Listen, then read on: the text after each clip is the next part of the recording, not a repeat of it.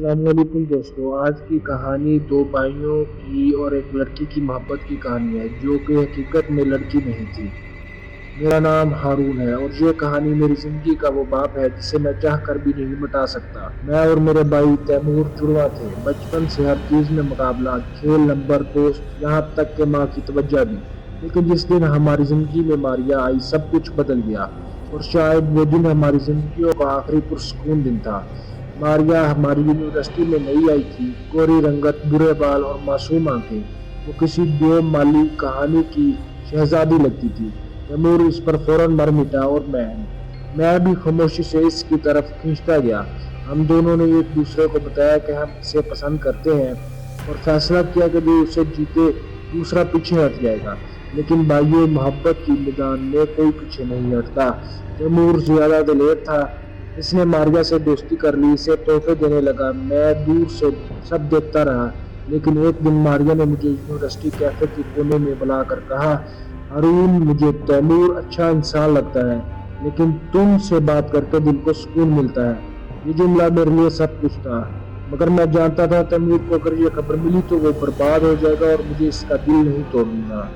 لیکن دل اور قسمت دونوں سنبھالے نہیں جاتے۔ ایک دن ماریا نے ہمیں دونوں کو ملنے بلایا۔ ہم شہر سے باہر ایک ویران جگہ پر پہنچے جہاں ایک پرانا ٹوٹا پھوٹا محل نما بنگلہ کھڑا تھا۔ دروازے پر صرف ایک جملہ لکھا تھا، یہاں جو محبت لے کر آیا وہ سایہ بن کر رہ گیا۔ ہم تینوں ہنسے جیسے کوئی مذاق ہو۔ ماریا کہنے لگی، یہاں کوئی نہیں آتا، ہم سکون سے بیٹھ کر بات کر سکتے ہیں۔ ہم اندر گئے، دیواریں خستہ حال تھیں، کھڑکیاں ٹوٹی ہوئی اور فضا میں عجیب سی نمی تھی، جیسے کوئی صدیوں سے یہاں قید ہو۔ ماریا نے کہا، میں تم دونوں کو پسند کرتی ہوں، لیکن میرے دل نے جیسے چنا ہے وہ صرف ایک ہے۔ تیمور نے ہاتھ میز پر مارا، کون ہے وہ؟ میں جاننا چاہتا ہوں۔ ماریا نے میری طرف دیکھا اور تیمور کا چہرہ غصے سے لال ہو گیا۔ وہ اٹھا اور ماریا پر چیخنے لگا۔ میں بیچ میں آیا، لیکن وہ پاگلوں کی طرح چیخ رہا تھا، تو ہمیشہ سب مجھ سے چھینتا آیا ہے۔ اب ماریا بھی۔ پھر اچانک بجلی چمکی اور پورے بنگلے میں اندھیرا چھا گیا۔ جب روشنی آئی تو ماریا غائب تھی۔ ہم دونوں نے پورے بنگلے کو چھانا، مگر وہ نہیں ملی۔ اچانک دیوار پر ایک سایہ دکھائی دیا، لمبا، عجیب، اور وہ دھیرے دھیرے ہماری طرف آ رہا تھا۔ تیمور نے زور سے دروازہ کھولا، لیکن وہ بند تھا۔ میں نے موبائل کی لائٹ آن کی اور سایہ اب ہم دونوں کے پیچھے کھڑا تھا۔ اچانک وہ سایہ تیمور کے جسم میں داخل ہو گیا اور اس کی آنکھیں سیاہ ہو گئیں۔ اس کی آواز بدل گئی، گہری، غصیلی اور بے رحم۔ اب وہ میری ہے، ہمیشہ کے لیے۔ میں خوف سے پیچھے ہٹا، لیکن تیمور، یا جو بھی وہ بن چکا تھا، میرے پیچھے آ رہا تھا۔ اس نے کہا، تو میرے خلاف گیا، اب تو بھی سایہ بنے گا۔ میں ایک کمرے میں بھاگا، دروازہ بند کیا اور اندر ایک پرانی الماری سے قرآن اٹھایا۔ جیسے ہی میں نے سورہ یاسین کی تلاوت شروع کی، باہر سے چیخنے کی آواز آئی، دروازہ زور زور سے بجنے لگا اور پھر خاموشی۔ میں ہمت کر کے باہر نکلا۔ تیمور فرش پر پڑا تھا، ہوش میں نہیں، اور اس کے چہرے پر سیاہ نشان تھے جیسے کچھ اندر سے جل گیا ہو۔